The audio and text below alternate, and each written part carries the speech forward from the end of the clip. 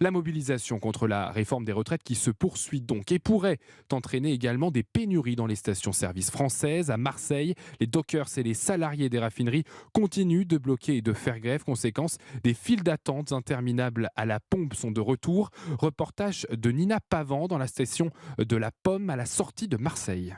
C'est l'une des plus grosses stations-service de la ville, l'une des rares encore en service. Étalée sur 400 mètres de bande d'arrêt d'urgence, les voitures font la queue. On galère, c'est vrai qu'on galère. Pour Mathilda et sa mère, cette grève, c'est la faute du gouvernement. Qu'est-ce qu'il attend le gouvernement quand même de se bouger? Qu'est-ce que vous voulez faire, la CGT, le Force ouvrière, tout ça, ils prennent notre défense. C'est pour nos enfants qui se battent. Dans la queue depuis plus d'une heure, Ria aussi soutient les grévistes. Oui, ça me met dans la galère, mais après, si on fait pas ça, on n'avancera pas, quoi. J'ai fait le tour en fait de Marseille, je viens d'arriver. Et là, je vois que pas trop d'essence non plus, non? Vous avez plus rien? Que du 98, mais pas pour longtemps.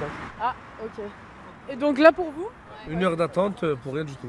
Hamza, lui, est dépité, il se sent pris en otage.